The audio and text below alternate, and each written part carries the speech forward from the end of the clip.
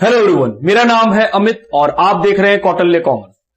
आज हम लोग एडमिशन ऑफ पार्टनर जो कि क्लास 12th में बहुत ही इंपॉर्टेंट चैप्टर है, उसका थर्ड टॉपिक रीवैल्यूएशन अकाउंट, उसको ध्यान से सीखेंगे और समझेंगे कि सर रीवैल्यूएशन अकाउंट कैसे बनाना है और उसमें क्या क्या बातें होती हैं। चलिए शुरू करते हैं आज का टॉपिक रीवैल्यूएशन अकाउंट। काफी सिंपल सा टॉपिक है। रीवैल्यूएशन अकाउंट क्या है? हम बोल रहे सर रीवैल्यूएशन अकाउंट एक नॉमिनल अकाउंट है जो कि रिकॉर्ड करता है increase and decrease in the value of assets and liabilities. तो रीवैल्यूएशन अकाउंट क्या है? नॉमिनल अकाउंट है। वो क्या रिकॉर्ड करता है? एसेट्स और लायबिलिटी का इंक्रीज और डिक्रीज। बात ठीक?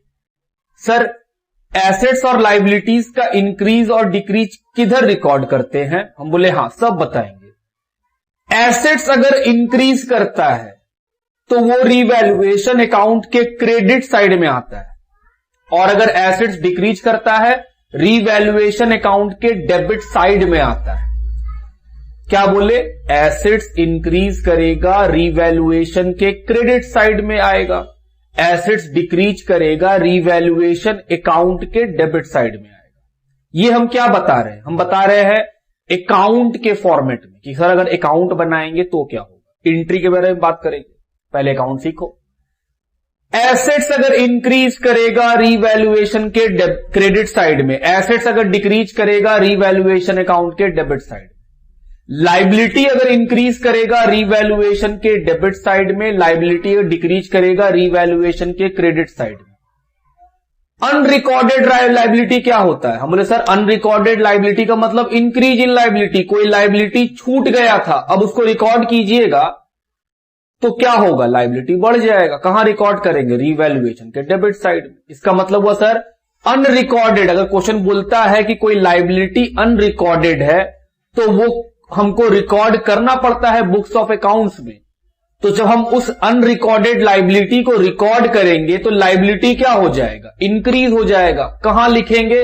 सर रीवैल्यूएशन के डेबिट साइड में, क्योंकि सर लायबिलिटी को रिकॉर्ड करने से मेरा लायबिलिटी बढ़ जाएगा। हम बोले हाँ। उसी तरह अनरिकॉर्डेड एसेट्स मतलब वो एसेट्स जो हम रिकॉर्ड करना ही भूल गए तो अब रिकॉर्ड करेंगे। बताओ, एसेट्स को अगर रिकॉर्ड करेंगे तो मेरा एसेट्स बढ़ेगा या घट जाएगा? सर बढ़ेगा। रिकॉर्ड करने चीजें बढ़ जाती हैं। तो जब हम एसेट्स को रिकॉर्ड करेंगे तो तुम बोला कि एसेट्स बढ़ेगा। और बताओ, क्या हम ये बताए हैं एसेट्स बढ़ता है तो रीवैल्यूएशन अकाउंट के क्रेडिट में रिकॉर्ड होता है? जी सर। रीवैल्यूएशन अकाउंट बनाने से क्या मिलेगा? रीवैल्यूएशन अकाउंट बनाने से एसेट्स और लायबिलिटीज में जो इंक्रीज डिक्रीज आया है उस इंक्रीज डिक्रीज का नेट निकालने से रीवैल्यूएशन का प्रॉफिट या रीवैल्यूएशन में लॉस मिलेगा। ठीक? रीवैल्यूएशन अकाउंट बनाने से क्या मिलेगा? रीवैल्यूएशन अकाउंट बनाने से रीवैल्यूएशन का प्रॉफिट या रीवैल्यूएशन का लॉस मिलेगा। याद रखें, रीवैल्यूएशन में होने वाला प्रॉफिट या रीवैल्यूएशन में होने वाला लॉस हमेशा ओल्ड पार्टनर को मिलता है ओल्ड रेशियो में।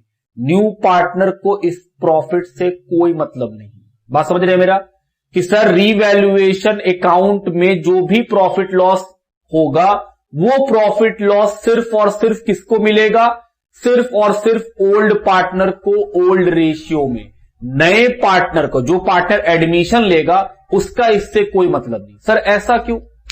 तुम ही सोचो दोस्त, हम ए है, मेरा एक दोस्त बी है, हम दोनों बिजनेस कर रहे हैं। तो बिजनेस में जितना भी एसेट्स और लायबिलिटीज है वो किसका है? ए और बी का है।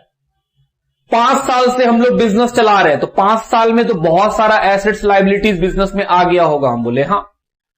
जब 5 साल खत्म हुआ तो 6ठे साल के बिगिनिंग में एक नया पार्टनर सी बोलता है हमको भी पार्टनर बना लो। हम लोग तैयार हो गए। सर रीवैल्यूएशन क्यों करना चाहते हैं? क्योंकि जो एसेट्स और लायबिलिटीज हम खरीदे थे समय के साथ उसका वैल्यू ऊपर नीचे होते रहता है। जब नया पार्टनर बिजनेस में एडमिट होगा तो वो क्या चाहेगा? कि सारे चीजों का वैल्यू करेक्ट हो। पुराने वैल्यू में चीजें क्यों हो? क्योंकि हम नए पार्टनर से क्या मांगेंगे? हम नए पार्टनर को जब एडमिशन देंगे तो क्या बोलेंगे? रोकड़ा दो, पैसा दो। पैसा किस बेसिस पे मांगेंगे? सर अपने एसेट्स और लाइबिलिटीज के बेसिस पर। तो एक बात सोचो, हम एक जमीन आज से 5 साल पहले 1 लाख में खरीदे थे, आज वो पार्टनर बनेगा तो क्या उस जमीन का वैल्यू 5 साल में बढ़ा होगा कि नहीं बढ़ा होगा? ऑफ कोर्स बढ़ा होगा। या हम उसी 5 साल पुराने वैल्यू के हिसाब से उससे पैसा मांग लें? नहीं सर, आज उस जमीन का वैल्यू क्या है? हम बोल रहे हैं 5 लाख। तो सर आज जो वैल्यू है उस जमीन का, उसके हिसाब से आप पैसा मांगिए उससे, नया पार्टनर से। तो रीवैल्यूएशन का जरूरत है आपको। तो रीवैल्यूएशन करने से एसेट्स का दाम बढ़ेगा, लायबिलिटी का दाम बढ़ेगा या घटेगा, उससे सर एक नेट अमाउंट निकलेगा, या तो वो प्रॉफिट है या तो वो लॉस है। तो हम बोल रहे हैं ये जो एसेट्स और लायबिलिटीज को रीवैल्यू करने से प्रॉफिट लॉस आया, क्या ये एसेट्स लायबिलिटीज जो बैलेंस शीट में है बिजनेस का, क्या वो पुराने पार्टनर का है? हम बोले हां, नया पार्टनर तो अभी हाथ हिलाते हुए आया है, वो कहां कुछ लाया है। तो हम बोले तुम सोचो खुद ही, कॉमन सेंस से एकदम, कि सर जब वो एसेट्स लायबिलिटीज ओल्ड पार्टनर को बिलोंग करता है, वो बैलेंस शीट ओल्ड पार्टनर का है, तो उसमें होने वाला कोई भी फायदा नुकसान नए पार्टनर को क्यों दिया जाए? उसमें होने वाला कोई भी फायदा नुकसान होगा वो कौन लेगा? सिर्फ और सिर्फ ओल्ड पार्टनर, ओल्ड रेशियो में, क्योंकि वो एसेट्स लायबिलिटीज ओल्ड पार्टनर को बिलोंग करता है। तो उसके वैल्यू में इंक्रीज डिक्रीज होने से जो भी प्रॉफिट लॉस जनरेट होगा वो किसको मिलना चाहिए? सर ओल्ड पार्टनर को, ओल्ड रेशियो में। नया पार्टनर को तो मतलब ही नहीं है। तो दिमाग में एक बात और डाल दिए कि सर बैलेंस शीट में जो गिवन बैलेंस शीट होता है, उस बैलेंस शीट में सिर्फ और सिर्फ ओल्ड पार्टनर का राइट्स है, वो भी ओल्ड रेशियो में। नया पार्टनर को कोई मतलब नहीं है उससे। बात समझ में आता है मेरा? अभी जो बात बोले, जो आप सुने, उन सारी बातों को हम लिखेंगे। इसलिए हम बोलते हैं कि जब हम बोल रहे होंगे सुनने पे ध्यान दो, जो हम बोलेंगे वो तो हम बोर्ड पे लिखेंगे ही लिखेंगे। बात ठीक? चलिए लिखा जाए इस बात को, चलो लिखा जाए। पहला पॉइंट वाइज लिखते हैं। क्या बोले हम? Revaluation account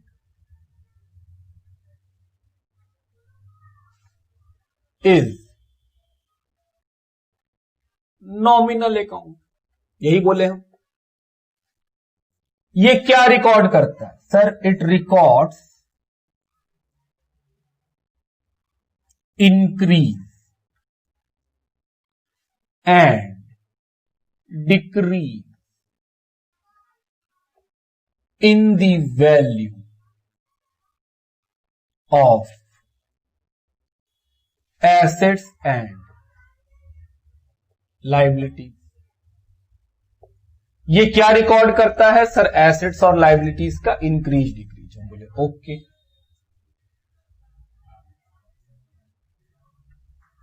increase in assets and decrease in liability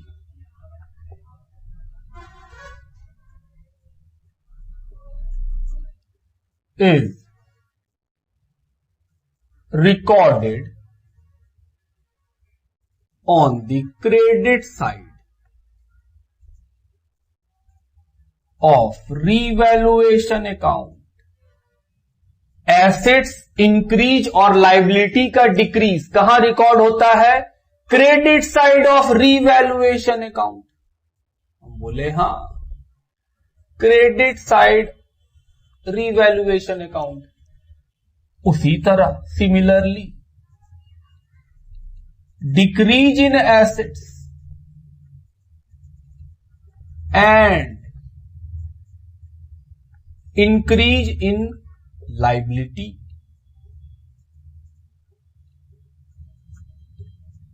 is recorded on the debit side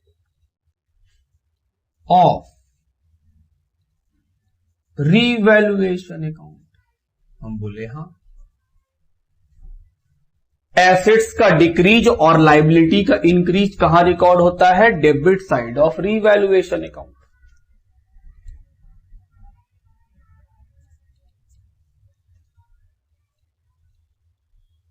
unrecorded assets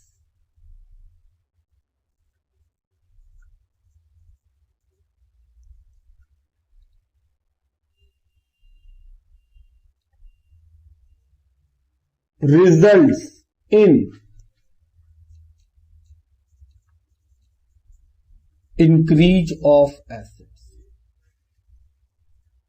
and hence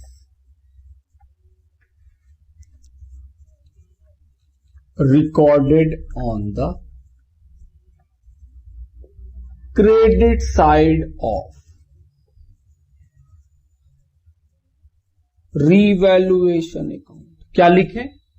unrecorded assets, मतलब सर वो एसेट्स जो आप रिकॉर्ड करना भूल गए। हम बोले हाँ, ओमिशन ऑफ एसेट्स। हम बोल रहे अनरिकॉर्डेड एसेट्स जो है वो इंक्रीज ऑफ एसेट्स में रिजल्ट होता है। मतलब अगर आप किसी एसेट्स को रिकॉर्ड करना भूल गए और अब हम नया पार्टनर एडमिट कर रहे हैं तो अपना एसेट्स को रिकॉर्ड कर रहे हैं, तो एसेट्स को रिकॉर्ड करने से क्या हो जाएगा? एसेट्स बढ़ जाएगा। तो सर अगर एसेट्स बढ़ेगा तो एसेट्स अगर बढ़ता है तो कहां रिकॉर्ड करते हैं? Credit side of revaluation. हम बोले हां। उसी तरह similarly unrecorded liabilities results in increase of life results in increase of liability।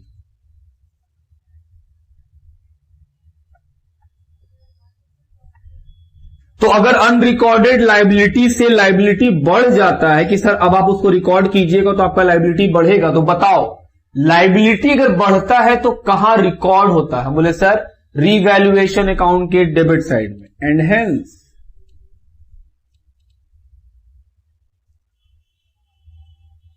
recorded on the debit side of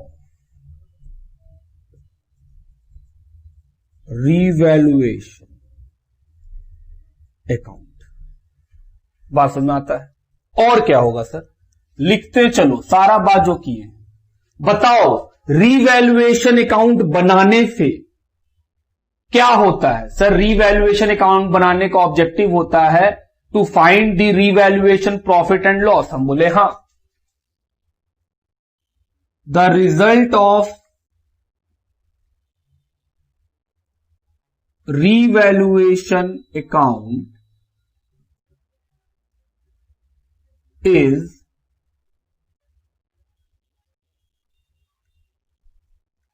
revaluation profit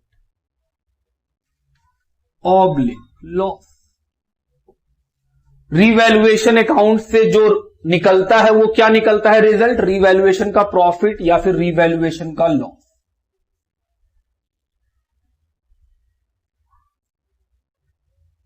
revaluation profit और लॉस इज गिवन या distributed among old partners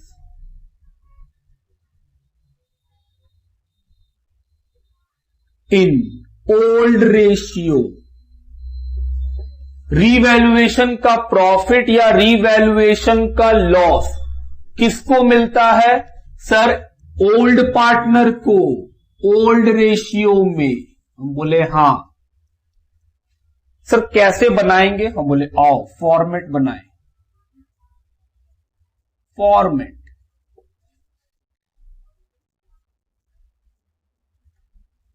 revaluation account.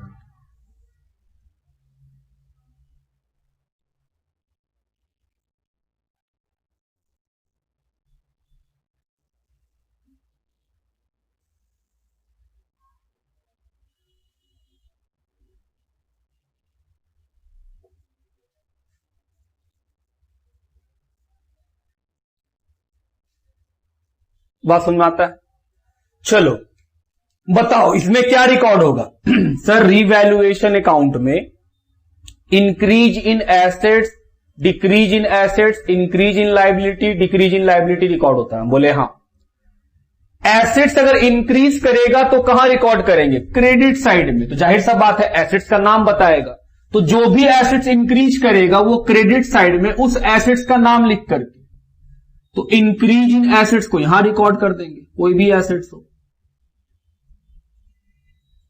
और अगर liability increase करेगा तो debit side में।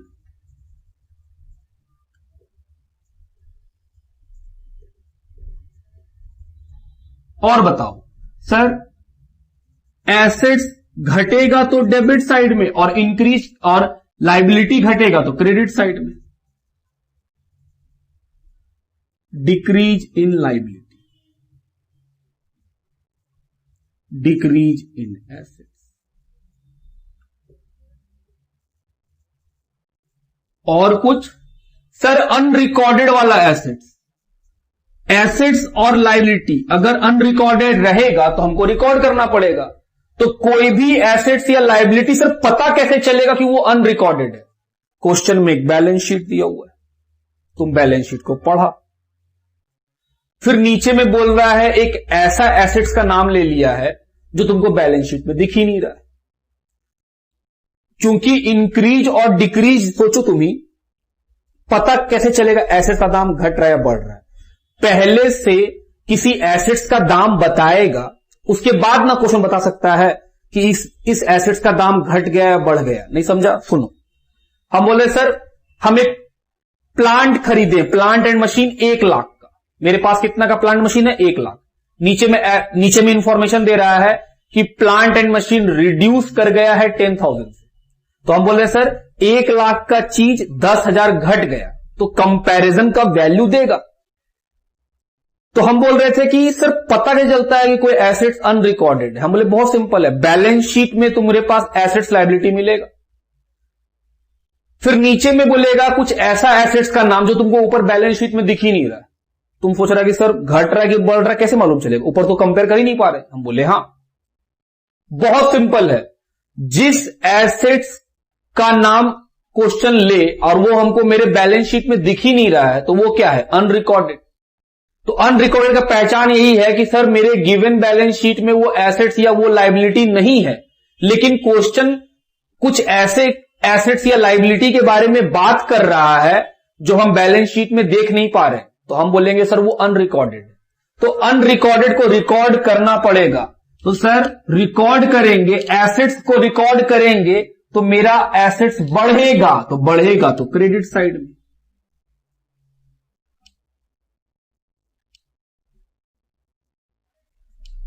और sir अगर कोई लायबिलिटी तो डेबिट साइड में।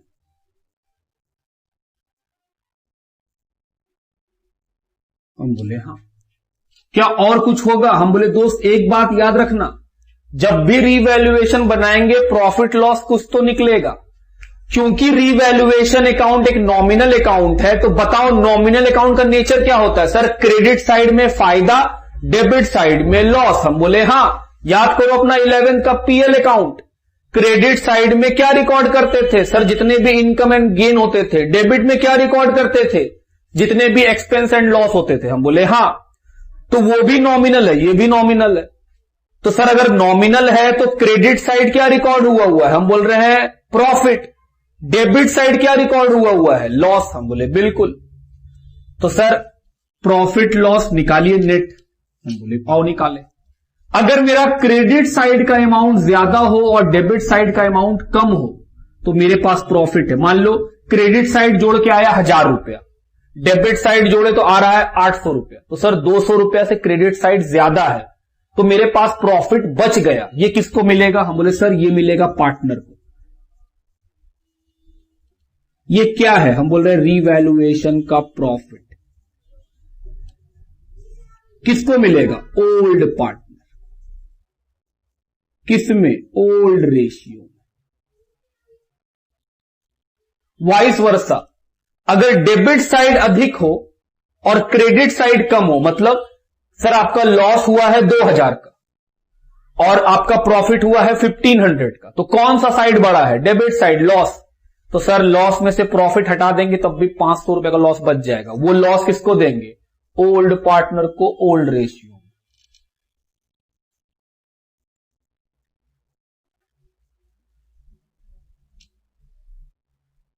ये क्या है?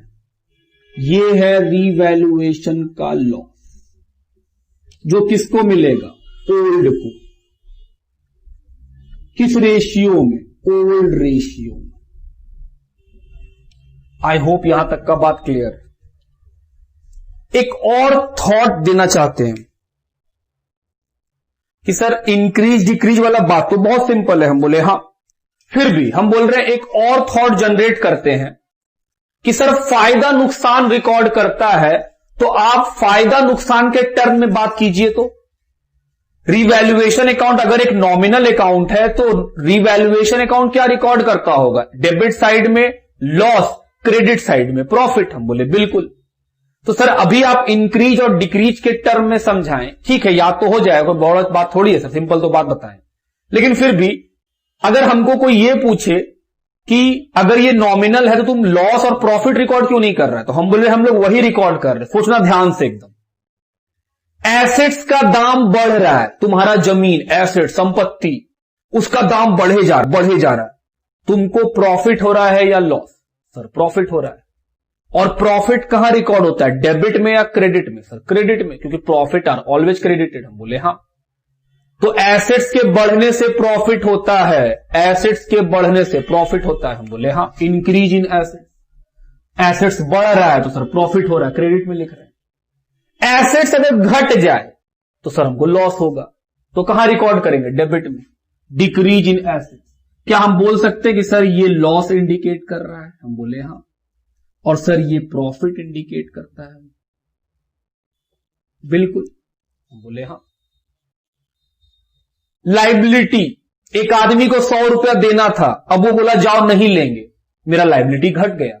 क्या मेरे लाइबिलिटी घटने से हमको फायदा हो गया? हम बोले बिल्कुल। 100 रुपया देना था वो नहीं दे रहा है, तो मन में खुशी नहीं हो रहा है कि चलो अब 100 रुपया नहीं देंगे, मेरा 100 रुपया मेरा पॉकेट में बचेगा। तो हम बोल रहे सर फायदा। लाइबिलिटी घट रहा है बिना कुछ किए तो हमको फायदा है, कुछ होगा तब ना। अगर मान लो वो ऐसे ही छोड़ रहा है तब तो बात ही नहीं है। हम बोलेंगे सर हमको फायदा। तो लाइबिलिटी बिना कुछ दिए अगर घट जाए तो हम बोल रहे सर आपको फायदा है, फायदा क्रेडिट में। क्या ये फायदा है? हम बोले हाँ, एक तरह का तो फायदा ही है सर। लाइबिलिटी बढ़ जाए, किसी को 100 देना था, देरी हो गया, अब 150 देना पड़ेगा। क्या लाइबिलिटी बढ़ने से धक्का लग जाता है? ओ जा अब ज्यादा देना पड़ जाएगा। तो सर लाइबिलिटी के बढ़ने से लॉस होता है। हम बोले हाँ। तो अभी तक आप महसूस किए होंगे कि हाँ सर एक्चुअली में रिवैल्यूएशन अकाउंट फायदा और नुकसान ही रिकॉर्ड कर रहा है, बस आप उसको इंक्रीज डिक्रीज के टर्म में बोल दिए ताकि सिंप्लिसिटी फील हो। हम बोल रहे हैं दोस्त सिंप्लिसिटी तो इसमें ज्यादा है। एसेट्स अगर घट रहा है तो किसी 11 के बच्चे से पूछो कि बाबू एसेट्स के घट जाने से तुमको फायदा होगा या नुकसान, कोई भी बोलेगा। हम तो बोलते हैं कॉमर्स भी छोड़ो, किसी ऐसे ही आदमी से पूछो कि तुम्हारा घर का दाम 5 लाख था, अब 2 लाख हो गया, बताओ तो तुमको फायदा के नुकसान? वो रोने लगेगा, वो बोलेगा नुकसान हो रहा है भाई, 5 लाख का घर बनाए अब 2 लाख हो गया। तो नुकसान होगा तो नुकसान तो डेबिट में ही लिखेंगे। तो आप ऐसे भी सोच सकते हैं कि सर हम फायदा और नुकसान के टर्म्स में सोचेंगे। एसेट्स बढ़ेगा तो फायदा क्रेडिट में, एसेट्स घटेगा तो नुकसान डेबिट में, लाइबिलिटी घटेगा तो फायदा क्रेडिट में, लाइबिलिटी बढ़ेगा तो नुकसान सर डेबिट में। और जब इतना सारा फायदा नुकसान लिखेंगे तो नेट में फायदा हुआ है या नेट में लॉस हुआ है कैसे मालूम चलेगा? सर सारे फायदे को जोड़ लीजिए, सारे लॉस को भी जोड़ लीजिए। अगर फायदा का पैसा अधिक है और लॉस का पैसा कम है तो आपको क्या होगा? प्रॉफिट। और अगर लॉस ज्यादा है और प्रॉफिट कम है तो क्या होगा? लॉस, नेट में लॉस होगा। वो लॉस इसको दे देंगे सर, पार्टनर को दे देंगे ओल्ड रेशियो। बात ठीक, ओल्ड पार्टनर को ओल्ड रेशियो। लिखिए, ये हम लोग किस पे बात किए अभी तक? रीवैल्यूएशन के स्ट्रक्चर पे और उसके फॉर्मेट पे। अब हम लोग बात करेंगे जर्नल एंट्री के ऊपर रीवैल्यूएशन का। पहले यहां तक लिखो, एक और पॉइंट लिखिएगा, revaluation account is also known as profit and loss adjustment account. अगर कभी क्वेश्चन बोल दे कि पीएल एडजस्टमेंट बनाओ तो मेनली वो रीवैल्यूएशन ही बनाने आपको बोल रहा है। बात समझ में आता है? ये हम लोग का खत्म हो गया है क्या अभी तक? कि सर हम लोग डिस्कस कर चुके हैं, यहां तक लिखो। आइए अब हम लोग रीवैल्यूएशन अकाउंट में क्या सीखेंगे कि सर जर्नल एंट्री कैसे होता है। जर्नल एंट्री तो हम लोगों का बेस है। बिना जर्नल एंट्री के तो अकाउंट हिलेगा ही नहीं अपनी जगह से। मेरे साथ साथ और हम बोलते हैं कि आपको ऑलरेडी आता है, बस हम आपको याद दिला रहे हैं एक फंडामेंटल रूल जर्नल एंट्री का। क्लास 11 जिसको आप मॉडर्न रूल से सीखे भी होंगे, कई बच्चे गोल्डन रूल से भी सीखे होंगे, कई बच्चे दोनों से सीखे होंगे। हम ऐसा मान रहे हैं कि आप दोनों से सीखे और आपको सीखना भी चाहिए था। अगर आप नहीं सीखे हैं तो आप 11th में फंडामेंटली कुछ मिस किए कि अगर आपको गोल्डन रूल और मॉडर्न रूल दोनों नहीं आता है तो फंडामेंटली आपका एंट्री में इफेक्ट है फिर कि सर आपका एंट्री में कुछ ना कुछ प्रॉब्लम करेगा। हम पहले याद दिलाते हैं मॉडर्न रूल, क्योंकि हमको उसी की जरूरत है। मॉडर्न रूल क्या था?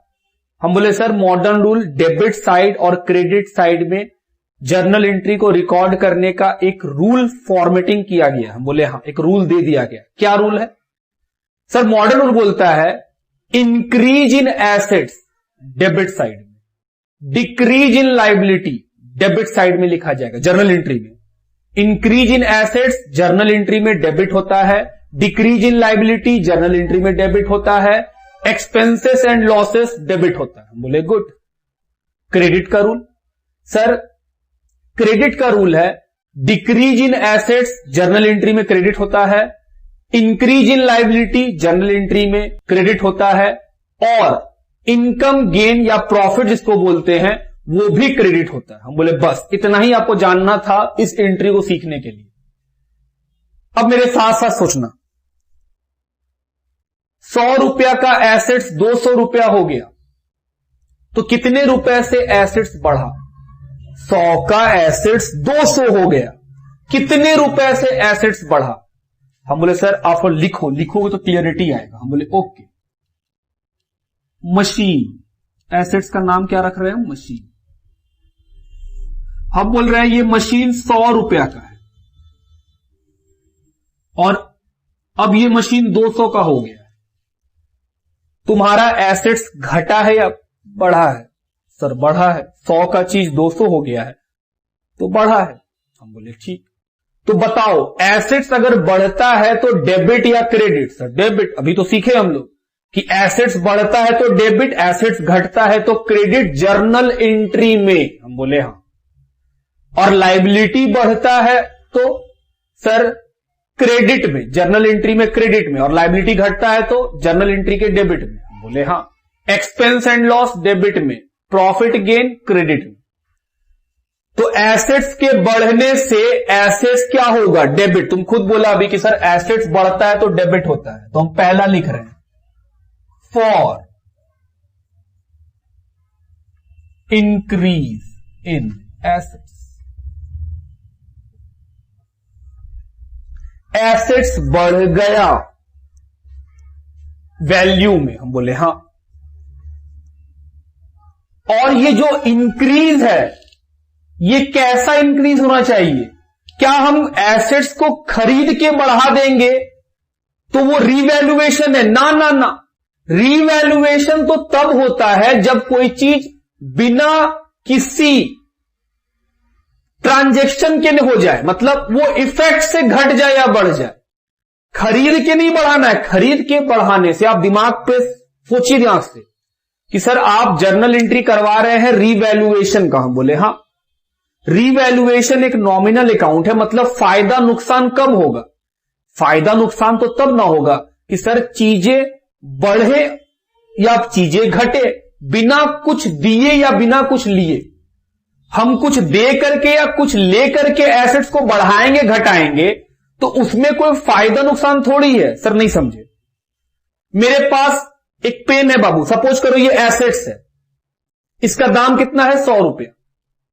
अल्टरनेटिव क्या हो सकता है कि सर इसका दाम 100 से अगले साल ये एसेट्स 200 का हो जाए। तो हम बोल रहे सर 100 यही एसेट सेम रखा हुआ, रखे रखे अपने आप बढ़ रहा है दाम, तो हम बोलेंगे सर ये है इंक्रीज जो कि रीवैल्यूएशन में रिफ्लेक्ट करेगा क्योंकि आपको फायदा होगा। लेकिन हम बोल रहे हैं सर 100 का ये पेन अगले साल एक और खरीद लिए तो 200 तो अभी भी हो गया, क्या ये कोई फायदा है? हम बोले नहीं सर ये फायदा थोड़ी हो सकता है। 100 का पेन था, अगले साल एक और पेन खरीद ले और फिर हम बोले 200 का पेन हो गया। देखो 100 का पेन बढ़ गया अब 200 हो गया, तो हम बोले सर 100 का पेन जो बढ़ा है और 200 हुआ है वो तो ठीक है, लेकिन इस बढ़ने से कोई फायदा नहीं हुआ है। क्यों? क्योंकि बदले में तो आप पैसा दिए हैं तब एक और खरीद लिए। तो जब हम यहां लिखते हैं इंक्रीज इन एसेट्स का मतलब सर ये एसेट्स जो बढ़ रहा है ये बिना किसी लेन देन के बढ़ रहा है, अपने आप रखे रखे बढ़ रहा है या रखे रखे घट रहा है। आप बात समझ रहे हैं मेरा? कि कभी कभी आपके दिमाग में ये गलतफहमी बैठ जाता है कि सर बोल रहे हैं बढ़ने से रीवैल्यू हो जाता है। हम बोले नहीं, पॉकेट में बढ़ने से रीवैल्यू होता है, रखे रखे बढ़ जाए, कुछ लेन देन नहीं किए हैं। क्योंकि अगर कुछ पैसा दे करके हम बढ़ाएंगे तब रीवैल्यूएशन थोड़ी है, तब तो परचेज का एंट्री कर रहे हैं आप। रीवैल्यूएशन एक नॉमिनल अकाउंट है, वो फायदा नुकसान रिकॉर्ड करता है। अगर कोई फायदा होगा ही नहीं, कोई नुकसान होगा ही नहीं, तो फिर हम रीवैल्यूएशन में क्यों रिकॉर्ड करेंगे? आप बात समझते हैं? इसीलिए हम आपको प्रेशर दे रहे हैं कि दोस्त रीवैल्यूएशन में फायदा और नुकसान के टर्म्स में सोचो, इंस्टीड कि तुम इस बात से सोचो कि सर एसेट्स इंक्रीज करेगा तो क्रेडिट साइड में और डिक्रीज करेगा तो डेबिट साइड में। हम बोले ये अप्रोच गलत है। एसेट्स और लायबिलिटी घट और बढ़ सकते हैं, उसमें कोई फायदा और नुकसान भी नहीं होगा। कैसे? हम बोले दोस्त हम अपना लायबिलिटी को पैसा देख के डिक्रीज करा सकते हैं, क्या वो रीवैल्यू है? ना, कोई रीवैल्यू नहीं है, आप पैसा दे किए हैं। रीवैल्यूएशन में तो फायदा नुकसान होना चाहिए था। अगर हम किसी का 100 रुपया बाकी है उसको हम 100 रुपया दे करके लायबिलिटी कम कर दें तो क्या बोलेंगे? फायदा हो गया। काहे का फायदा? पैसा दिए उसको। लेकिन अगर वही आदमी 100 रुपया हमसे बिना पैसा लिए छोड़ दे तो हम बोलेंगे सर ये फायदा है। आप बात समझते हैं मेरा? कि सर रीवैल्यूएशन को इंक्रीज और डिक्रीज के टर्म्स में रखना दिमाग के अंदर एक भारी भूल है। जब आगे चल के आप सीए करोगे तो वहां पर यह आपको खटकेगा कि आपका टीचर आपको गलत पढ़ाया। नहीं दोस्त, वो आपको 12th के बेस पे पढ़ाया। हम चाहते हैं कि आप अच्छा पढ़े, आपको बेहतर मालूम हो चीजें। क्या हम जो एसेट्स लिख रहे हैं फॉर इंक्रीज इन एसेट्स, ये इंक्रीज खरीदने से होना चाहिए? नहीं, ये पॉकेट का इंक्रीज होना चाहिए, फ्री पॉकेट का। समय बीता अपने आप दाम बढ़ गया तो सर फायदा होगा आपको।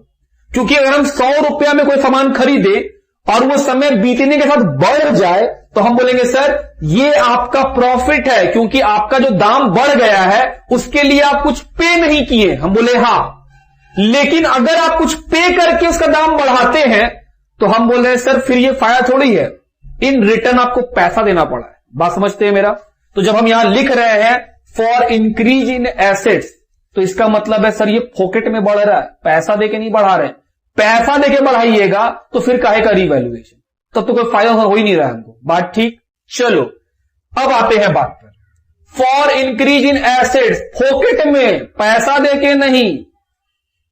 हम बोले हां फ्री पॉकेट में, यहां लिख भी देते हैं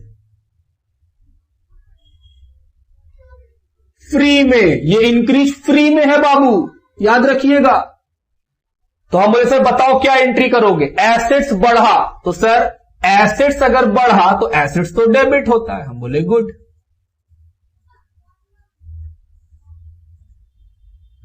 क्रेडिट में क्या लिखोगे? जर्नल एंट्री में एक डेबिट एक क्रेडिट। हम बोले बिल्कुल। तो एसेट्स के बढ़ने से फ्री में एसेट्स बढ़ा है तो सर एसेट्स तो डेबिट। क्रेडिट में क्या लिखे? फ्री में एसेट्स बढ़ने से सर फायदा होता है। हम बोले हां, फायदा का नाम रीवैल्यूएशन, यही तो कर रहे हैं, रीवैल्यूएशन। Being assets increased.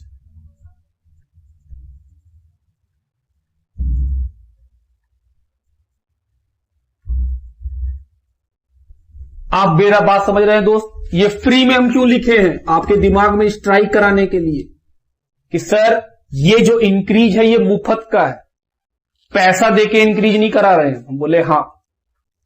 दूसरा बोलो सर अगर मान लीजिए एसेट्स बढ़ता और हम पैसा देते, 100 रुपया का एसेट्स बढ़ा और वो हम पैसा दिए, मतलब एसेट्स खरीदे हैं, फिर तो एंट्री जानते हैं assets account debit to cash. Revalue थोड़ी कर रहे हैं। फ्री में बढ़ेगा फ्री में घटेगा तब हम बोलेंगे सर रीवैल्यूएशन हो रहा है। बात ठीक? चलो दूसरा बोलो फॉर डिक्रीज इन एसेट्स।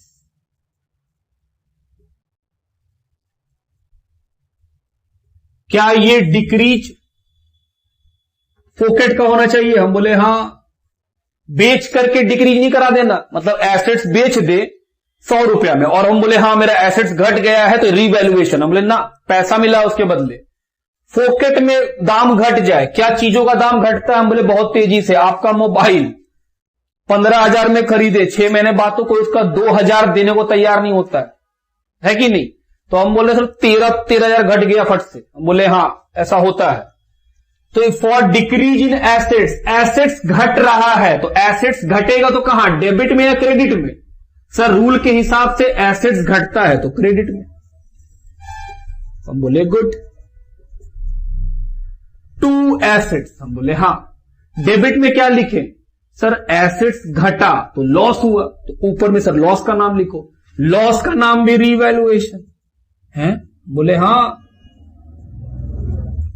क्या 11th में ऐसे नहीं करते थे पीएल कि हां सर फायदा का नाम भी पीएल है, नुकसान का नाम भी पीएल है। डिफरेंस क्या है?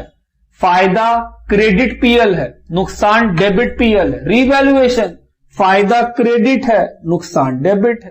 डिफरेंस तो है ही है। लिखो बी एसेट्स वैल्यू डिक्रीज। अच्छा और बताइए सर, और लिखो for increase in liability, liability का वैल्यू बढ़ गया।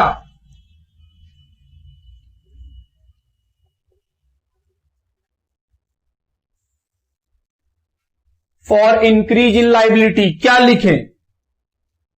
सर लाइबिलिटी बढ़ता है तो क्रेडिट होता है रूल के हिसाब से, जो क्लास 11th का मॉडर्न रूल है। Increase in liability is credited. क्या ये लाइबिलिटी फोकेट में इंक्रीज हो रहा है? हम बोले हां।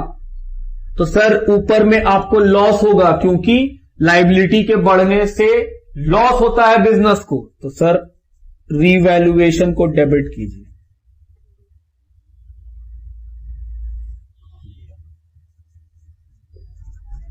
Revaluation debit. B liabilities increase. उसके बाद सर लाइबिलिटी घट भी सकता है, हम बोले हां।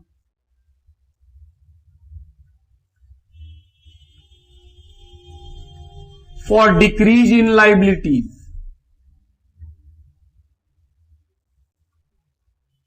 लाइबिलिटी घट रहा है तो सर लाइबिलिटी घटता है तो डेबिट होता है।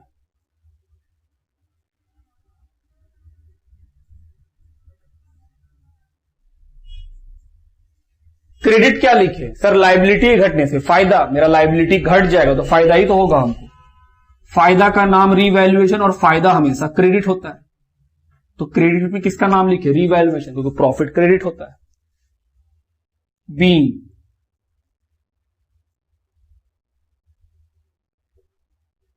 Liabilities decreased.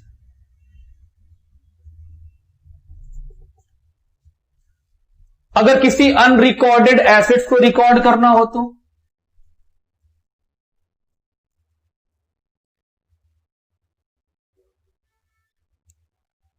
For unrecorded assets,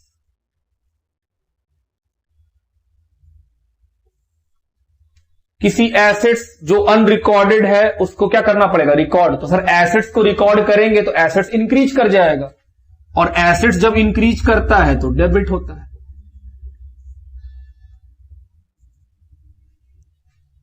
तो सर एसेट्स इंक्रीज कर रहा है तो डेबिट हुआ। बताओ एसेट्स के इंक्रीज करने से फायदा या नुकसान? सर फायदा। फायदा क्रेडिट होगा। फायदे का नाम रीवैल्यूएशन।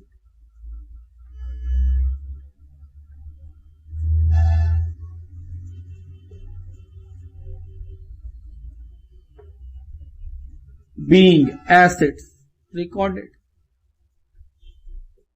इसी तरह सिमिलरली सर लाइबिलिटी भी अनरिकॉर्डेड हो सकता है, हम बोले हाँ उसको भी रिकॉर्ड करना पड़ेगा। पता कैसे चलेगा? हम तुम्हारे बैलेंस शीट में बहुत सारा एसेट्स लाइबिलिटी दिया रहेगा, फिर नीचे का इंफॉर्मेशन में एक ऐसा एसेट्स या एक ऐसा लाइबिलिटी का वो नाम ले लेगा जो तुमको बैलेंस शीट में दिख ही नहीं रहा होगा, तो सर वो अनरिकॉर्डेड, रिकॉर्ड करना पड़ेगा।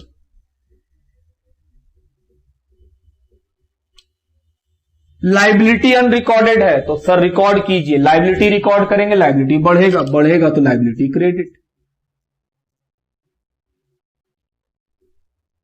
तो लाइबिलिटी के बढ़ने से सर लॉस है, लॉस डेबिट, लॉस का नाम रीवैल्यूएशन।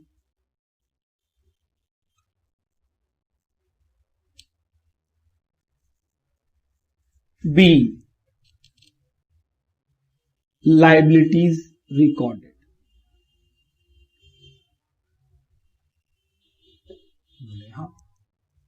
अगला पॉइंट याद रखना, रीवैल्यूएशन में क्या होता है, या तो प्रॉफिट या तो लॉस। जब क्वेश्चन में एंट्री करने बोलेगा तो इंक्रीज, डिक्रीज, अनरिकॉर्डेड, इन सब के बारे में क्वेश्चन बात करेगा। प्रॉफिट के बारे में क्वेश्चन या लॉस के बारे में क्वेश्चन नहीं बताता है। प्रॉफिट लॉस हम लोगों को पता होना चाहिए कि सर रीवैल्यूएशन अकाउंट जो बना रहे हैं या जो एंट्री कर रहे हैं उसमें हमेशा एक एंट्री छूट जाता है, वो कौन सा, रीवैल्यूएशन का प्रॉफिट या रीवैल्यूएशन का लॉस का एंट्री। तो ये बहुत इंपॉर्टेंट हुआ। क्यों इंपॉर्टेंट है, क्योंकि सर हम लोग मिस कर देते हैं। बाकी सारा एंट्री क्यों सही बनेगा, क्योंकि वो तो क्वेश्चन बता रहा है ये घट रहा है, ये बढ़ रहा है, तो सर घट रहा है, बढ़ रहा है, एंट्री करते जा रहे हैं। लेकिन क्या वो प्रॉफिट लॉस का एंट्री बताएगा? नहीं, वही तो आंसर है, वो तुमको लाना है।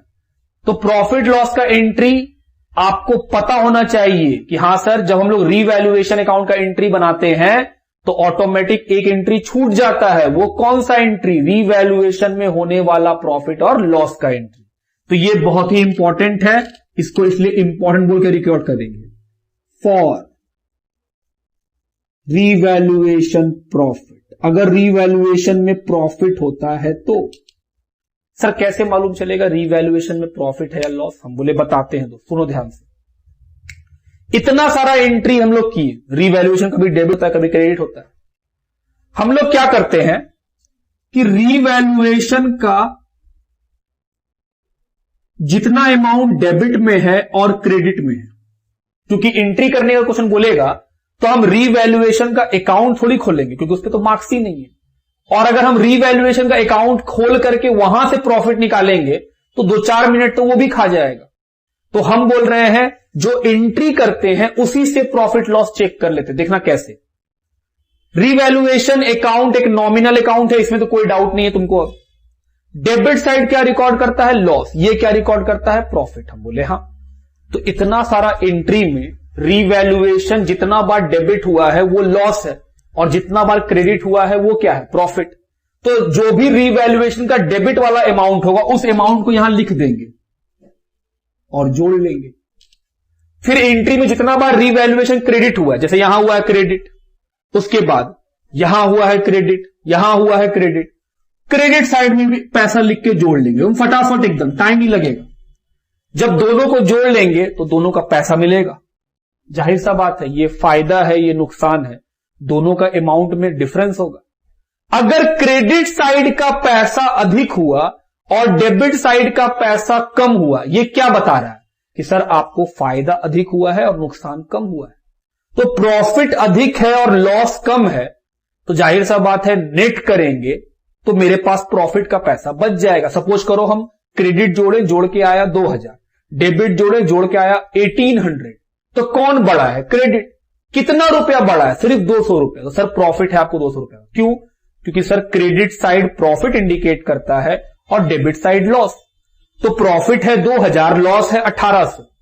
तो जो क्रेडिट का साइड है, जो प्रॉफिट का साइड है, वो डेबिट साइड से 200 रुपया अधिक है। तो वो 200 रुपया क्या है? हम बोले सर रीवैल्यूएशन का प्रॉफिट। बोले हां। अब वो रीवैल्यूएशन का जो प्रॉफिट आया है 200, वो किसको मिलेगा? सर ओल्ड पार्टनर को ओल्ड रेशियो में। हम बोले हां। अब मेरा बात ध्यान सुनना, एंट्री अब हम करा रहे हैं कि सर रीवैल्यूएशन का प्रॉफिट कैसे निकालेंगे, वो तो सीख लिए हैं कि जहां जहां रीवैल्यूएशन डेबिट है उसका पैसा डेबिट में लिखेंगे, साइड का कहीं साइड में, और जहां जहां रीवैल्यूएशन क्रेडिट है उसको साइड में लिख लेंगे। यहां से फट से दिख जाएगा कि दोनों के बीच का डिफरेंस कितना। जो डिफरेंस है, अगर क्रेडिट बड़ा हुआ तो वो प्रॉफिट है, और अगर डेबिट बड़ा हुआ तो वो लॉस है। हम बोले हां, पैसा मिल गया। अब एंट्री करना है। रीवैल्यूएशन में प्रॉफिट हुआ है, तो प्रॉफिट क्या होता है? क्रेडिट। हम बोले हां। तो ये जो रीवैल्यूएशन का प्रॉफिट है दोस्त, ये हम किसको दे देंगे? ओल्ड पार्टनर को ओल्ड रेशियो में। हम बोले हां। बिजनेस पार्टनर से बिजनेस के पास प्रॉफिट है, क्रेडिट। ये क्या है? क्रेडिट में प्रॉफिट है। जानते हैं ये प्रॉफिट तभी तक क्रेडिट है जब तक बिजनेस अपने पास उसको रखे रहे। जैसे ही ये प्रॉफिट पार्टनर को देगा, बिजनेस के पास से ये प्रॉफिट खत्म। अब ये प्रॉफिट किसको मिल जाएगा? पार्टनर को। तो सर पार्टनर को क्यों देंगे? क्योंकि दोस्त बिजनेस चलता ही किस लिए है कि प्रॉफिट कमा के मालिक को दे देना। बिजनेस को इंसान थोड़ी वो अपने पास प्रॉफिट रख के क्या करेगा, वो तो मालिक को ही दे देगा। तो हम क्या बताना चाहते हैं, कंफ्यूज मत करना कि सर रीवैल्यूएशन में अगर प्रॉफिट हुआ है तो मन में सवाल उठेगा कि सर प्रॉफिट क्रेडिट होता है, आप डेबिट में क्यों लिख रहे हैं एंट्री में? क्योंकि हम प्रॉफिट दे दिए पार्टनर को। प्रॉफिट क्या होता है? क्रेडिट। कब तक? जब तक बिजनेस के पास है। हम वो प्रॉफिट उठा करके किसको दे दिए? पार्टनर को। तो बिजनेस के पास से प्रॉफिट खत्म। तो वो जो प्रॉफिट क्रेडिट था अगर खत्म हो गया है तो क्रेडिट से कहां लिखना पड़ेगा आपको? डेबिट में। तो एंट्री बनेगा रीवैल्यूएशन अकाउंट डेबिट। 2 किसको मिलेगा? ओल्ड पार्टनर को।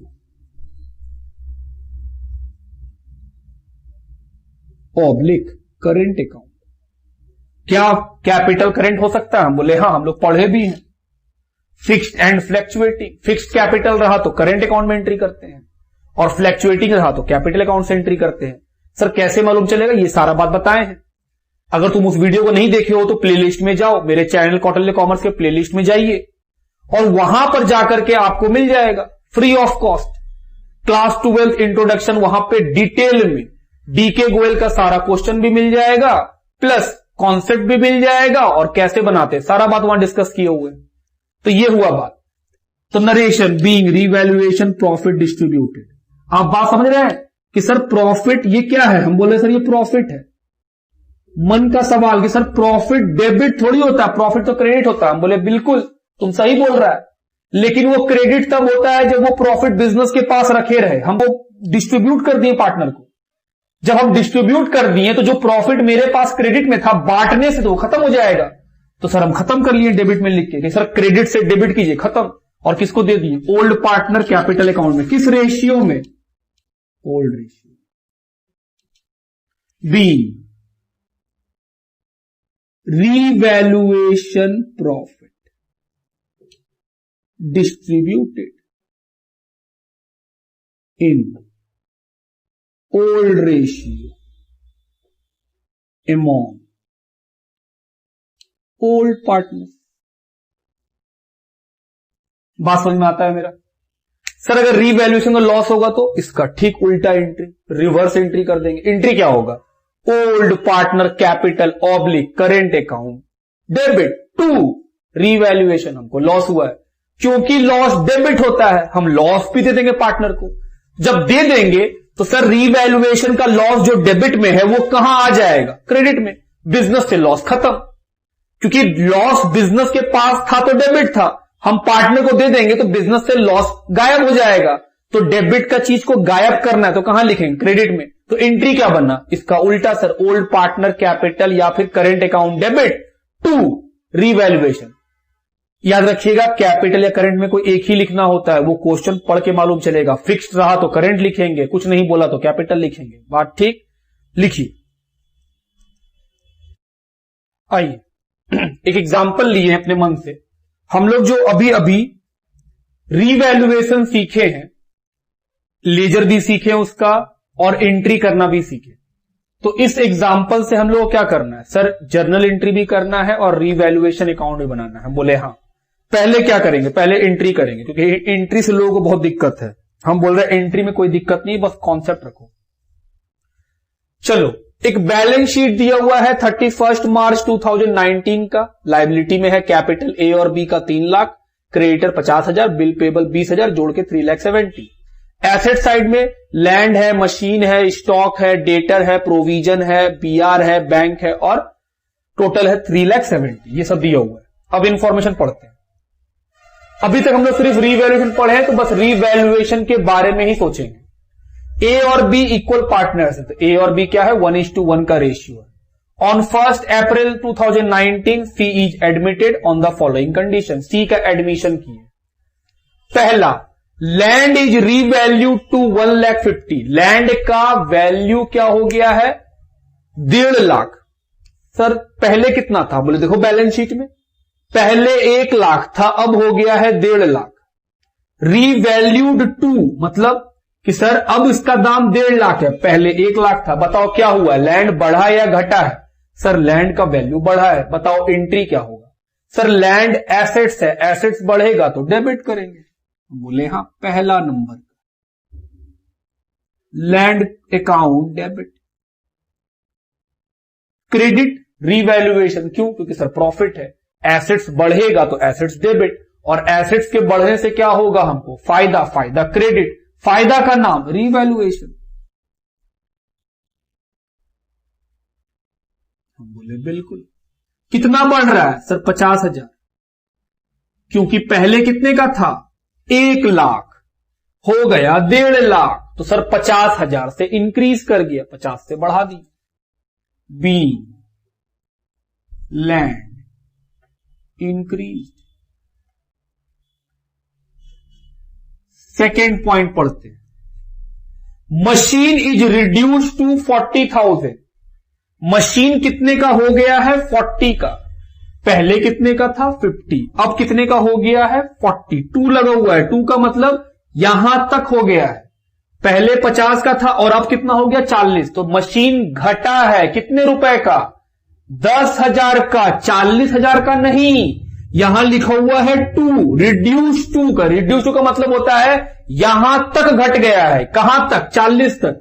तो 50 से 40 तक घट गया है, तो मतलब सर 10,000 घटा है। हम बोले हाँ। एसेट्स घट रहा है, बोलो क्या एंट्री करें। सर एसेट्स के घटने से लॉस होता है, लॉस को डेबिट, तो लॉस का नाम रीवैल्यूएशन, तो रीवैल्यूएशन अकाउंट डेबिट। क्रेडिट में क्या लिखे, टू मशीन, क्यों, मशीन सर डिक्रीज करता है तो क्रेडिट होता है। हम बोले आओ।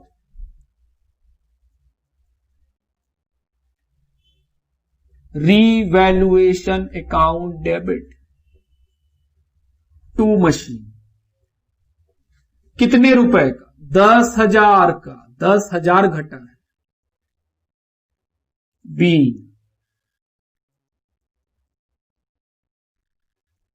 Machinery reduce. Next third number, stock is reduced by 20,000। फिर से पढ़ रहे हैं, स्टॉक इज रिड्यूस्ड बाय 20,000, इसका मतलब स्टॉक 20,000 रुपया का घट गया है।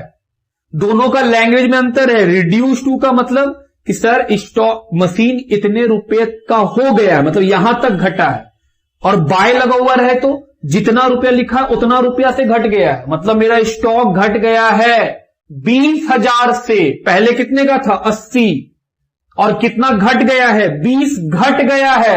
80 का चीज 20 नहीं हो गया है। बाय लगा हुआ है, बाय 20,000, यहां क्या लगा हुआ था, 2, दोनों में डिफरेंस है। जब बाय लगा हुआ रहेगा मतलब उतने रुपया का डायरेक्ट घट गया है, और जब 2 लगा हुआ रहता है तो उसका मतलब होता है वहां तक घट गया है, तो हम कंपेयर करके निकालते हैं कितना घटा है। बात ठीक। स्टॉक घटा तो सर स्टॉक एसेट्स है, घटा है तो लॉस, लॉस डेबिट, लॉस का नाम रीवैल्यूएशन अकाउंट डेबिट। कितने का लॉस, 20,000। क्रेडिट में किसको लिखेंगे, सर स्टॉक को, स्टॉक घटा है, टू स्टॉक, कितने का, 20,000। B, stock reduced. I hope आप समझ रहे हैं बात। Fourth point, provision for doubtful डेब्ट इज 5%। इस पे ध्यान देना, एकदम ध्यान सुनना। बोल रहा है प्रोविजन बनाना है डेटर के ऊपर 5% का। जैसा हम लोग जानते हैं कि प्रोविजन फॉर डाउटफुल डेब्ट हमेशा किस पे बनता है, डेटर पर। तो डेटर का कौन सा वैल्यू लेना है, 69 की 70। हम बोले दोस्त डेटर का वैल्यू 70 है, दिस इज द वैल्यू। इस पे कितना बनाना है 5%। तो हम बोले सर 70,000 का डेटर, हम बोले हां, इस पे आपको बनाना है प्रोविजन 5%, जो कितना बन के आएगा 3,500। हम बोले बिल्कुल 3,500 का बनाना है। क्या मेरे पास पहले से कोई प्रोविजन है? Answer is yes. 1,000 बनाना है 3.5, बना हुआ है पहले से 1, तो सर सिर्फ 2,500 रुपीज का प्रोविजन और बनाइए, अपने आप वो 3.5 बन जाएगा। आप बात समझ रहे हैं हम क्या बोल रहे हैं?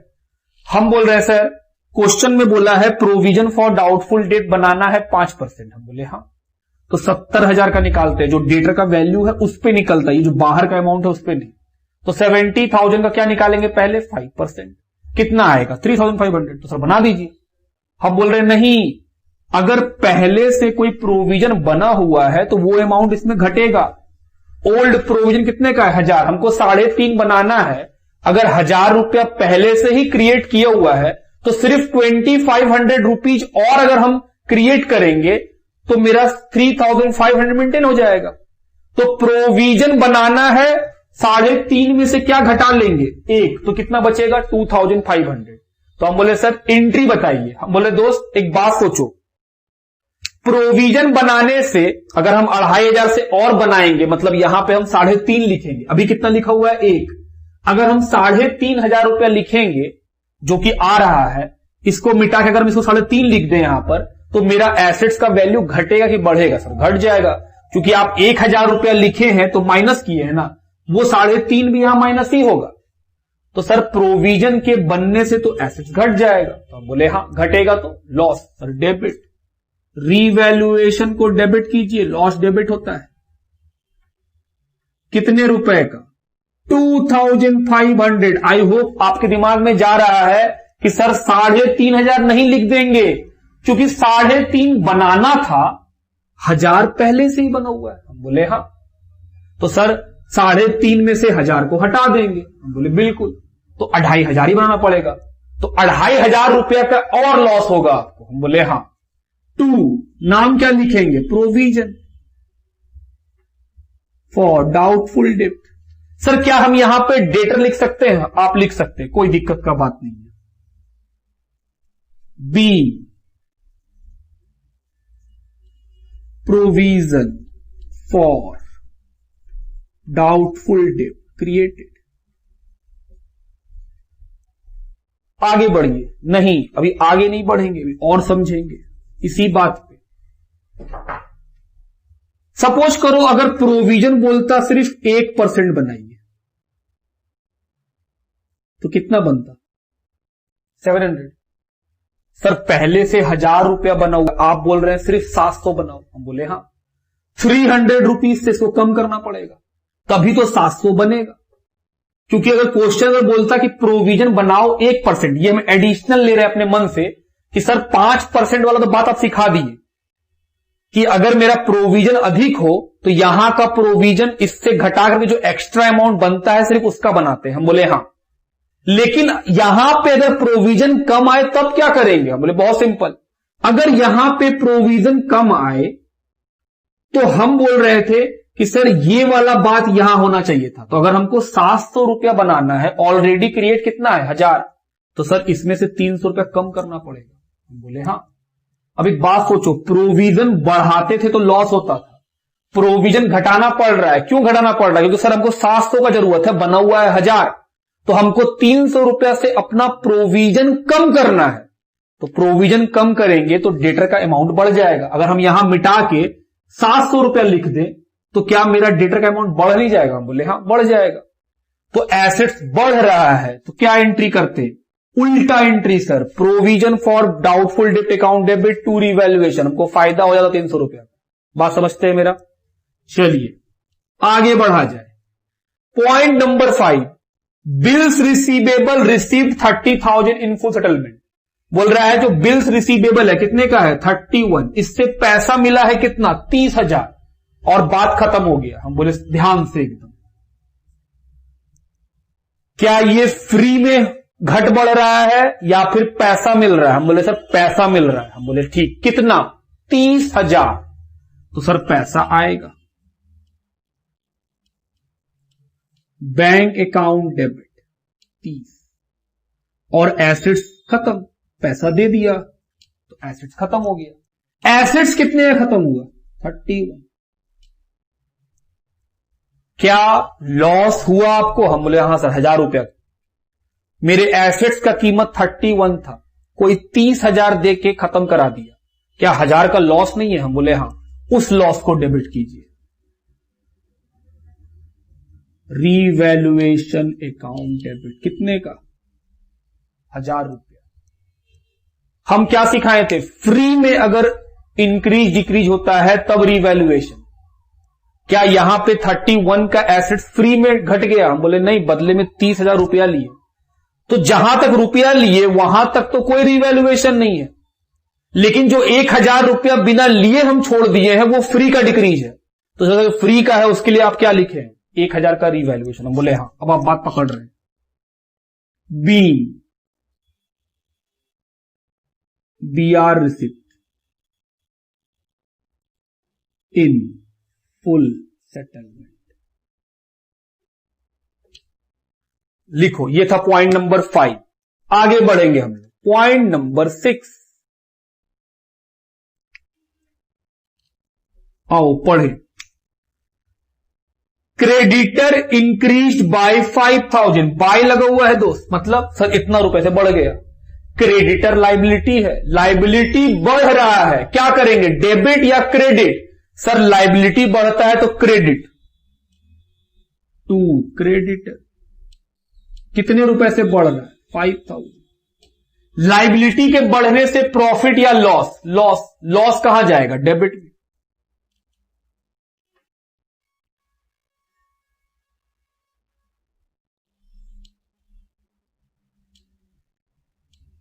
$5,000 बोले हाँ। B creditor increase.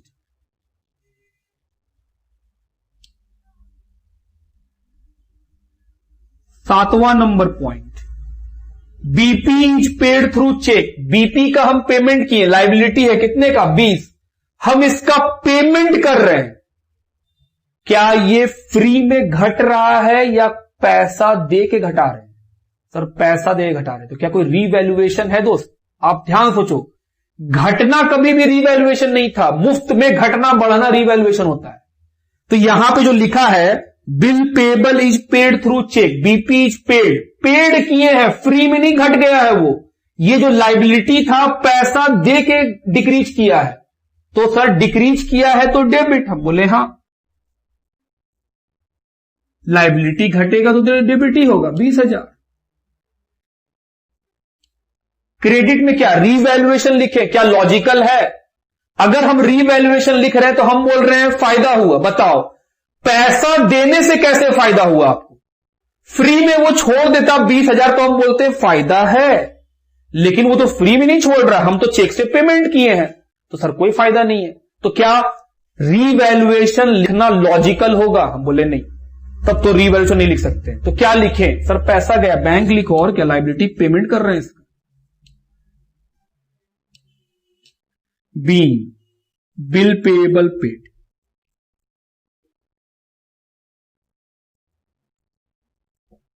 पेड कर दिए। सर सारा एंट्री कर लिया। बोले गलत जवाब, सारा एंट्री तो होता ही नहीं है। हम क्या बोले थे कि जब हम लोग रीवैल्यूएशन का काम कर ले तो एक एंट्री हमेशा छूटेगा। वो क्या? रीवैल्यूएशन में होने वाला प्रॉफिट लॉस। सर वो कैसे पता चलेगा? इस एंट्री से इतना सारा एंट्री किए हैं, इसमें रीवैल्यूएशन डेबिट भी हुआ है और क्रेडिट भी हुआ है। जितना बार रीवैल्यूएशन डेबिट हुआ है वो क्या इंडिकेट करता है? वो लॉस इंडिकेट करता है। और जितना बार रीवैल्यूएशन क्रेडिट हुआ है वो क्या इंडिकेट करता है? वो प्रॉफिट इंडिकेट करता है। तो क्या हम लोग सारा लॉस और सारा प्रॉफिट को एक जगह लिख करके नेट कर लेंगे कि सर कितना प्रॉफिट कितना लॉस? हम बोले हां, चलो नेट करते हैं। इधर मिटा रहे हैं, ठीक है, ध्यान देना कि सारा एंट्री कर चुके, जरूरत है नहीं हम लोग को।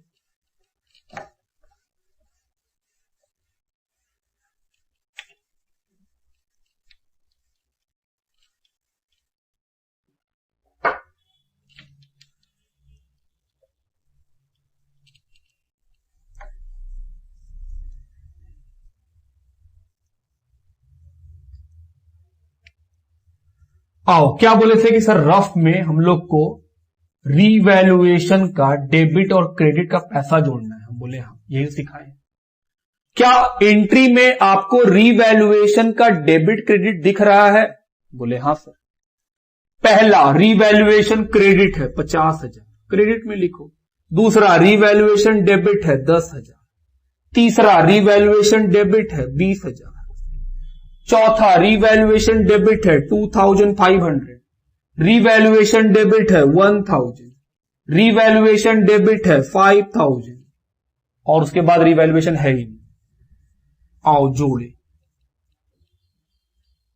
क्रेडिट में 50 है, आओ डेबिट जोड़े। 10 और 20 30, 5 35 और 3 38,500 का लॉस, 50 का प्रॉफिट।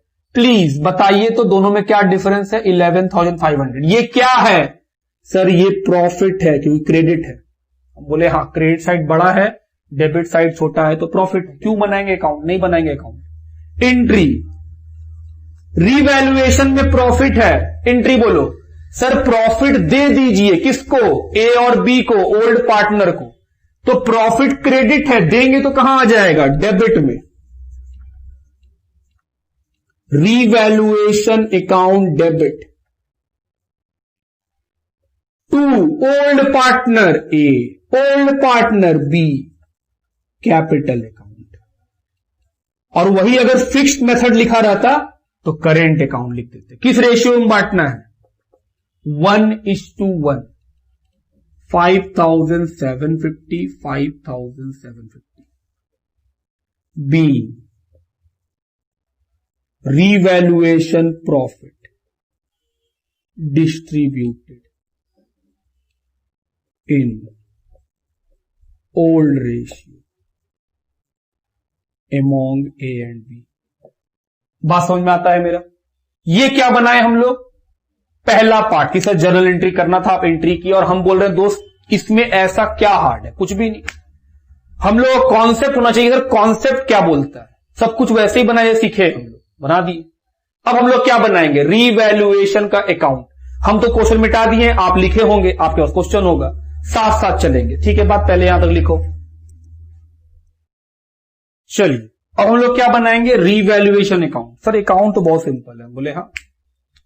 जैसे पहला पॉइंट क्या था? सर लैंड का वैल्यू 1,50,000 हो गया, तो सर 50 से बढ़ा है। एसेट्स इंक्रीज कर रहा है, तो कहां लिखेंगे? क्रेडिट में। और कोई ढंग से बोलो। सर एसेट्स इंक्रीज करता है तो प्रॉफिट होता है, प्रॉफिट को क्रेडिट में लिखेंगे। हम बोले हाँ। दोनों तरह से एकदम क्लियर कट रखो कि सर हम लोग किसी बात पे बात कर सकेंगे। एसेट्स इंक्रीज कर रहा है इसलिए क्रेडिट में, एक्चुअल में सर प्रॉफिट हो रहा है इसलिए क्रेडिट में। दूसरा पॉइंट, मशीन का वैल्यू घट गया, डेबिट में, क्योंकि लॉस होता है। एसेट्स घटेगा तो लॉस होगा। एसेट्स का नाम मशीन, कितना रुपया? 10,000। फिर बोलो सर स्टॉक का भी दाम घट गया है 20,000 तो लॉस हो रहा है, लॉस को डेबिट साइड में। और बोलो सर प्रोविजन बनाए हैं 2,500 का, तो सर एसेट्स का वैल्यू घट गया। बोले हाँ। और बोलो सर बिल्स रिसीवेबल का सेटलमेंट हुआ है, पैसा मिला है हमको, लेकिन 1,000 रुपया कम मिला है, तो मेरा लॉस है। एसेट सस्ता में खत्म हो गया तो 1,000 रुपया का लॉस हो गया। हम बोले हाँ, डेबिट में। और बोलो क्रेडिटर का वैल्यू बढ़ गया सर, फिर से लॉस हो गया। लायबिलिटी का वैल्यू बढ़ गया, कितने रुपए से बढ़ गया? 5,000। बिल्स पेबल का पेमेंट किए हैं, ना कोई प्रॉफिट है ना ही कोई लॉस है, कुछ नहीं हुआ, खत्म।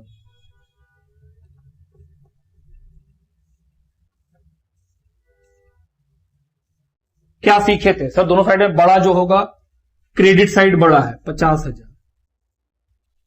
लेजर तो आता ही हम लोग, उसमें से घटा देंगे 11,500। ये क्या है? रीवैल्यूएशन का प्रॉफिट। किसको मिलेगा? पार्टनर को।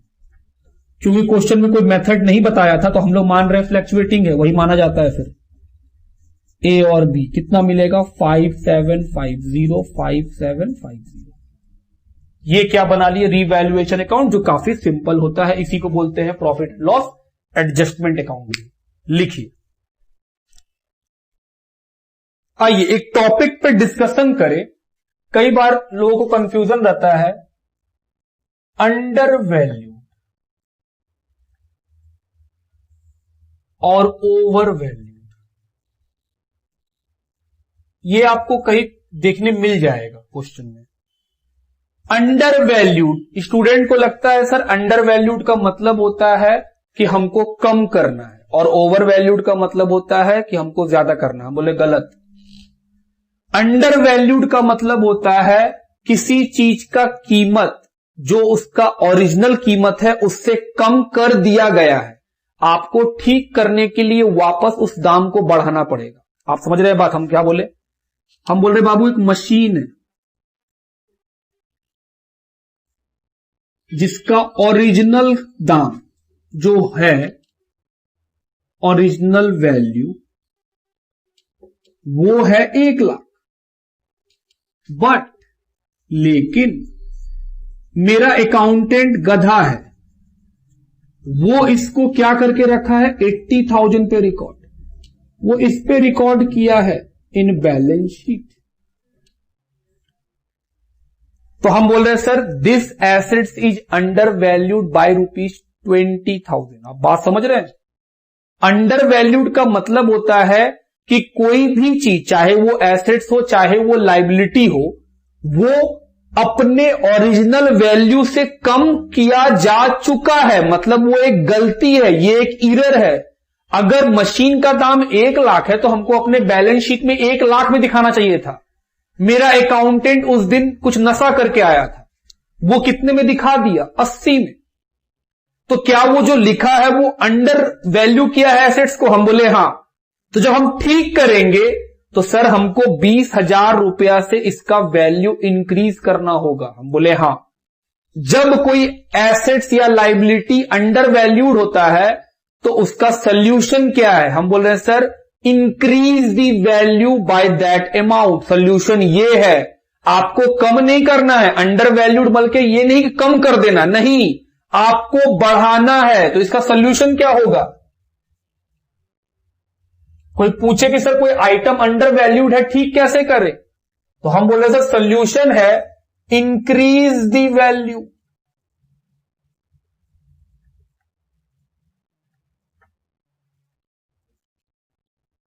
by the amount to which it is undervalued।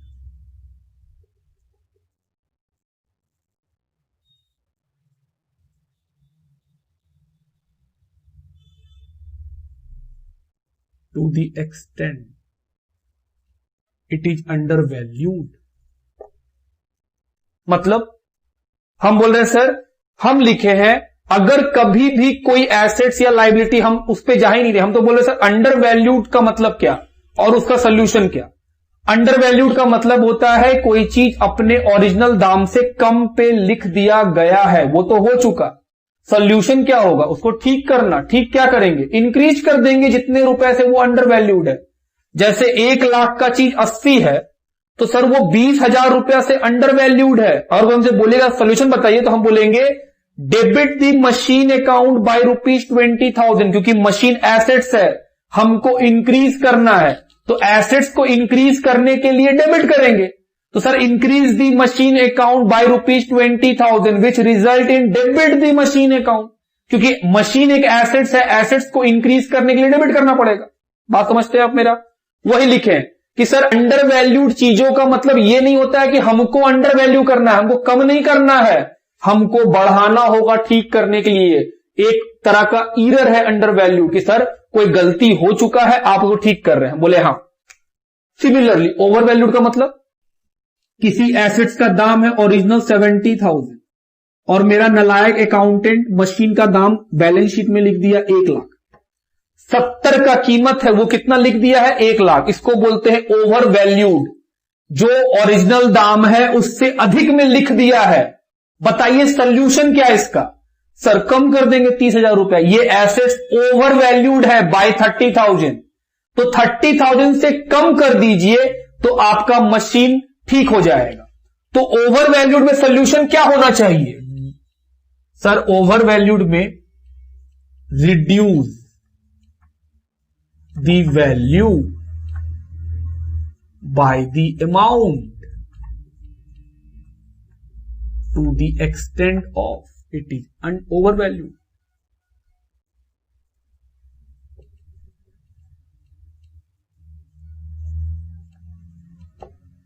बात समझते हैं मेरा? तो ये हुआ ओवर वैल्यूड और अंडर वैल्यूड। तो अगर कभी भी आपको अंडर वैल्यूड मिले, इसका मतलब होता है आपको बढ़ाना है। तो एसेट्स के बढ़ने से डेबिट होगा, लायबिलिटी के बढ़ने से क्रेडिट होगा। सिमिलरली ओवर वैल्यूड का मतलब क्या करना है? हमारे सर ओवर वैल्यूड का मतलब होता है कि चीजें अपने ओरिजिनल दाम से अधिक में लिखी हुई हैं। सॉल्यूशन, सर आपको डिक्रीज करना पड़ेगा वैल्यू। तो अगर एसेट्स का वैल्यू डिक्रीज करेंगे तो क्रेडिट हो जाएगा, लायबिलिटी का वैल्यू अगर डिक्रीज करेंगे तो डेबिट हो जाएगा। बात समझते हैं मेरा? तो ये हुआ अंडर वैल्यूड और ओवर वैल्यूड के ऊपर बात कि अगर कभी भी किसी एसेट्स लायबिलिटीज में लिखा रहे अंडर वैल्यूड और ओवर वैल्यूड, तो इसका मतलब ये कभी नहीं समझना है कि अंडर वैल्यूड का मतलब होता है दाम कम कर देना, ओवर वैल्यूड का मतलब होता है दाम बढ़ा देना। नहीं, अंडर वैल्यूड का मतलब होता है चीजें अपने ओरिजिनल दाम से कम वैल्यू में रिकॉर्ड है, हमको इंक्रीज करके ठीक करना होगा। ओवर वैल्यूड में चीजें अपने दाम से कम में रिकॉर्ड, ज्यादा में रिकॉर्ड है, ठीक करने के लिए सोल्यूशन क्या होगा? सर वैल्यू को डिक्रीज कर देंगे तो ठीक हो जाएगा। बात समझते हैं? लिखिए। आइए एक क्वेश्चन देखते हैं डीके गोयल के बुक से। क्वेश्चन साइड में question number 49, pass journal entry to record the following transaction on the admission of a new partner. आपको क्या करने बोला है? Journal entry. Land and building is under valued by 2 lakh. Land and building क्या है? 2 लाख रुपया से अंडर वैल्यूड है। क्या अंडर वैल्यूड का मतलब घटाना होता है? नहीं, आपको बढ़ाना है। तो लैंड एंड बिल्डिंग को बढ़ाना है कितने रुपए से? 2 लाख से। बोलो, लैंड एंड बिल्डिंग बढ़ाएंगे तो सर एसेट्स बढ़ाइएगा आप, तो एसेट्स बढ़ने से तो डेबिट हो जाएगा। हम बोले हाँ। तो पहला land and building account debit.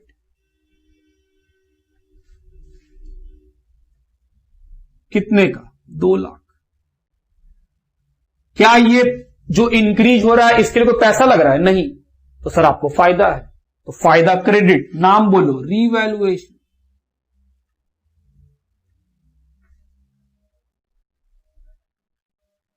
Narration का जगह हम छोड़ रहे हैं, आप लिखेंगे being land and building under valued now rectified. हम बोले हाँ।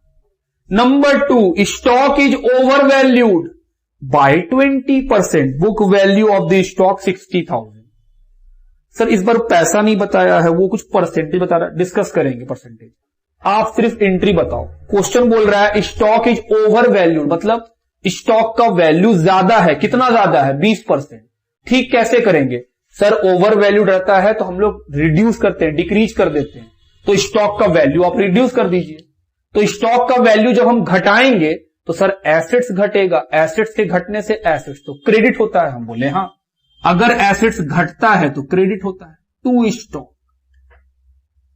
डेबिट में क्या लिखे? सर एसेट्स घट रहा है तो आपको लॉस है, रीवैल्यूएशन। सर पैसा तो पता ही नहीं चल रहा है, 20% लिखा, क्या वहां 20% लिखे? हम बोले नहीं। कितना वैल्यू दिया हुआ है? Book value 60,000। आप देखते चलना, ये जो बुक वैल्यू है ये तो ओवर वैल्यूड है। क्वेश्चन तो बोला ये बात, stock is over valued bye 20%, book value 1,60,000 मतलब 60,000, मतलब बुक में अभी कितना लिखा हुआ है? 60,000। तो हम बोले सर ये जो 60,000 लिखा हुआ है ये तो 20% अधिक होगा ना? हम बोले हाँ, ये तो 20% अधिक है। तो इसका ओरिजिनल दाम कितना? हम बोले सर ओरिजिनल दाम 100% मान लेते हैं कि सर इस स्टॉक का ओरिजिनल दाम है 100%, और जो 60,000 है वो 20% ज्यादा है। मतलब ये 60,000 जो दिख रहा है, क्या हम बोल सकते हैं कि सर ये 120% के बराबर होगा? क्योंकि ओरिजिनल स्टॉक का दाम कितना है? 100%। की सर 100% किसी चीज का ओरिजिनल दाम है। तो ये जो 60,000 लिखा है वो कितना है? बोले सर वो 20% ज्यादा है, वो ओरिजिनल नहीं है। तो सर ओरिजिनल जो होगा वो परसेंटेज कितना होगा? 120% के बराबर। क्या हम 1% का वैल्यू निकाल लेंगे? हम बोले हाँ।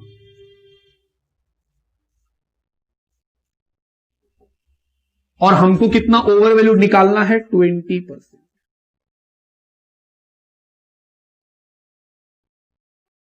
सर सॉल्व करके आएगा 10,000। तो ओवर वैल्यूड कितना है 10,000।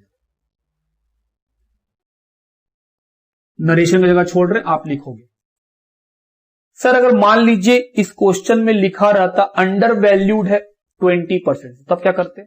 हम बोलते पहले तो एंट्री उल्टा होता। हम बोले हाँ सर एंट्री तो पता है कि अंडर वैल्यूड रहता तो हमको बढ़ाना पड़ता, तो stock account debit to revalue. पैसा कैसे निकालते? हम बोले ठीक, हम तुम्हारा वो डाउट भी खत्म करते हैं। हम बोलते दोस्त बुक वैल्यू कितना है 60, ये 20% से अंडर वैल्यूड है। ओरिजिनल परसेंटेज हम मानते हैं कि ओरिजिनल जो स्टॉक का ओरिजिनल दाम है वो 100% है। तो अगर वो 20% अंडर वैल्यूड है तो जो 60,000 दिया है वो कितने के बराबर है? 80% के बराबर। क्या हम 1% निकाल पाएंगे? बोले हाँ। तो क्या हम 20 भी निकाल पाएंगे? बोले बिल्कुल।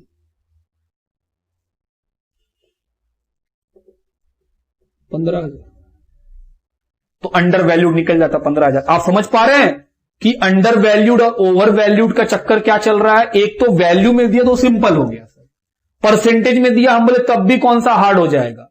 अगर कोई चीज ओवर वैल्यूड परसेंटेज के टर्म में है तो हम उसका ओरिजिनल परसेंटेज क्या मानेंगे कि सर ये ओरिजिनली में 100% का रहा होगा। हम बोले हाँ। 20% ये जो वैल्यू दिया हुआ ये तो 20% ओवर है, तो सर ये ओरिजिनल से 20% ज्यादा, मतलब 120% के बराबर होगा। एक का वैल्यू निकाल लिए, फिर हमको निकालना है 20, निकाल दिए। हम बोले सर अंडर वैल्यूड का सेम बात है। अंडर का मतलब क्या? कम। तो 100% किसी चीज का ओरिजिनल दाम है, उसमें वो 20% अगर क्वेश्चन बोल देता है कि अंडर वैल्यूड है, तो हम बोले सर जो दिया हुआ वैल्यू है वो 80% के बराबर है। 1% निकाल लेते, फिर क्या निकल जाता? 20%। वैल्यू आता, पैसा लिख देते। बात ठीक। बाकी एंट्री कैसे करना वो समझ में आ ही रहा है कि सर अंडर वैल्यूड में बढ़ाते हैं और ओवर वैल्यूड में घटाते हैं। डिपेंड करता है एसेट्स है कि लायबिलिटी, उसके हिसाब से रूल लगाते हैं कि सर एसेट्स को बढ़ाना है तो डेबिट करेंगे, एसेट को घटाना है तो क्रेडिट करेंगे। लायबिलिटी को बढ़ाना है तो क्रेडिट करेंगे, लायबिलिटी को घटाना है तो डेबिट करेंगे। बात ठीक। चलिए दो बात हम लोग डिस्कस किए हैं कि सर अंडर वैल्यूड का आप परसेंटेज में समझा दिए हम लोगों को और ऐसे भी समझ गए। थर्ड नंबर आओ पढ़े। तीसरा नंबर क्या है देखें। थर्ड नंबर क्वेश्चन में क्या लिखा? Third point, provision to be made for compensation 20,000 to ex employ. बोल रहा है आपको एक्स एम्प्लॉय को कंपनसेशन देना है। देना है? हम बोले हाँ। तो सर देना है तो फिर ये लायबिलिटी है, तो मेरा लायबिलिटी बढ़ गया। दिए नहीं है, देंगे, तो सर मेरे लिए तो लायबिलिटी है, लायबिलिटी बढ़ा। Provision for compensation, liability credit.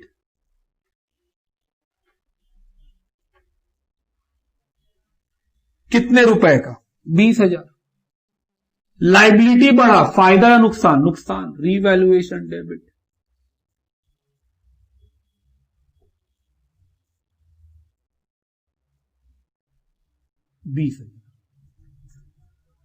Fourth point पढ़े। Sundry debtor appear in the books 1,50,000, they are estimated to produce not more than 130।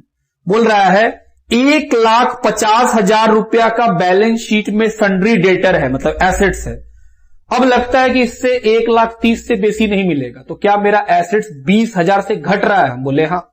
Assets घटेगा तो डेबिट या क्रेडिट? क्रेडिट। इसको बोलते हैं प्रोविजन। आपको शक है, एक्चुअल कुछ नहीं है, तो हम बोले सर प्रोविजन। क्या सर हम सीधा डेटर लिख सकते हैं क्रेडिट? हम बोले आप चाहो तो लिख सकते हो, कोई दिक्कत नहीं है। तो सर एसेट्स घटने से लॉस, लॉस तो डेबिट होगा। कितने का लॉस? 20,000। पॉइंट नंबर 5 पढ़ो। Creditor include amount of 10,000 received as commission. बोल रहा है क्रेडिटर के अंदर 10,000 रुपया कमीशन का लिख दिए। हम बोले सर क्रेडिटर के अंदर कमीशन क्यों लिखे? ये तो गलती है। तो हम बोल रहे हैं क्रेडिटर से 10,000 निकालिए। तो क्रेडिटर से 10,000 निकालेंगे तो सर लायबिलिटी घटेगा। हम बोले हाँ,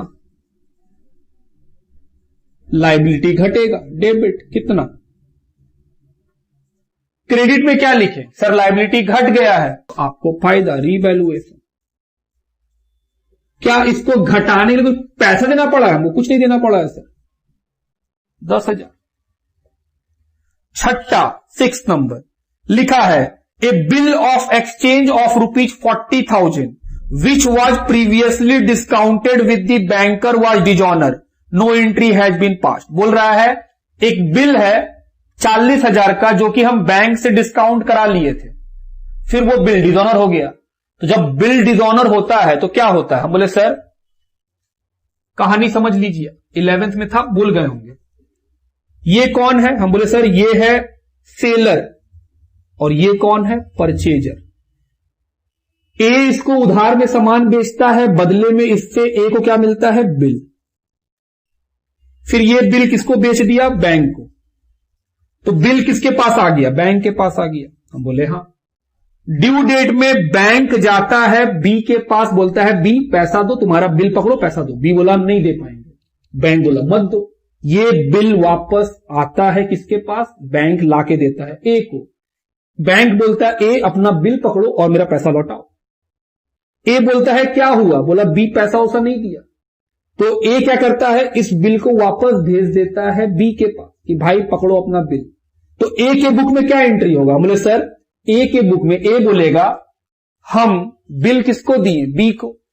तो सर डेटर अकाउंट डेबिट, ये डेटर है, इसका पैसा लेना है ए को बी से। 2 और ये बैंक दिया, ये बिल कौन दिया? बैंक। तो सर 2 बैंक, कितना रुपया? 40,000, डेटर अकाउंट डेबिट 2। आप बात समझ रहे हैं कि सर सेलर और परचेजर, परचेजर मतलब कौन? ये डेटर है जो उधार में खरीदा है हमसे, और ये कौन है? क्रेडिटर है। किसके लिए? बी के लिए। ए के लिए बी कौन है? डेटर। बी के लिए ए कौन है? क्रेडिटर। हम बोले हां। तो जब डेटर बैंक को पैसा नहीं दिया तो बैंक जाके पैसा किससे लेगा? ए से। और ए किससे मांगेगा? बी से। तो हम बोले सर क्योंकि यहां कोई नाम नहीं बताया है तो हम बोले सर डेटर, ये बिल ए किसको लौटा देगा? डेटर को। भाई अपना बिल पकड़ो, तो डेबिट द रिसीवर, तो डेटर अकाउंट डेबिट। क्रेडिट में किसको लिखेंगे? सर 2 बैंक, क्योंकि बैंक दिया है इसको। तो बोले ठीक 2 बैंक। बात समझ में आता है? लिखिए पॉइंट नंबर 6 तक खत्म, आगे बढ़े।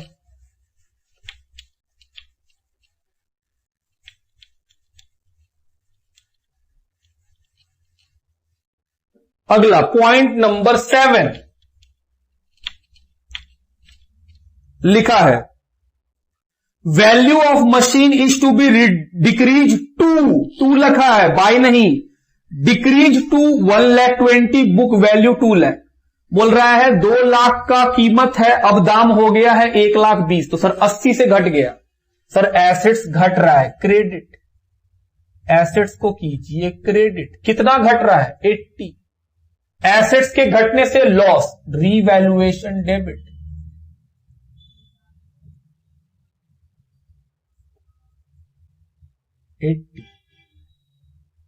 ये है पॉइंट नंबर 7। पॉइंट नंबर 8 पढ़ रहे हैं, value of machine is to be decrease by 1,20,000। इस बार क्या लिखा है? बाय। बाय का मतलब सर इतना रुपया घट गया, मतलब 1,20,000 घट गया है। एंट्री तो यही होगा, revaluation account debit to machine. कितना? 1,20,000।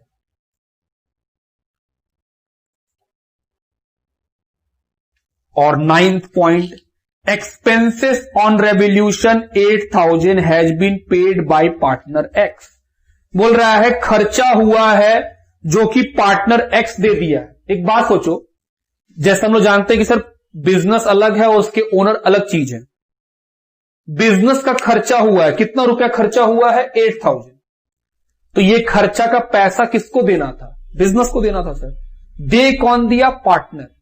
सर अगर पार्टनर दे दिया है तो क्या पार्टनर धर्म किया है? नहीं, बाद में वो पैसा मांगेगा बिजनेस से। पार्टनर क्या बोलेगा? जो पार्टनर एक्स है वो बोलेगा भाई बिजनेस, ये खर्चा बिजनेस का था, मेरा नहीं था, लेकिन हम उस समय दे दिए, अब तुम हमको पैसा लौटाओ। तो क्या पार्टनर एक्स बिजनेस के लिए लायबिलिटी बन गया ये खर्चा देने से? हम बोले हां। तो सर लायबिलिटी क्रेडिट होता है।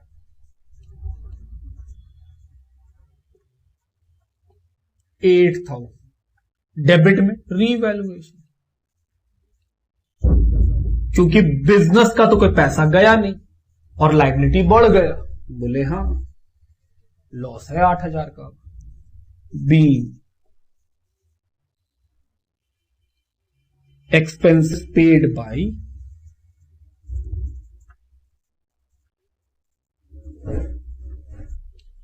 Partner x.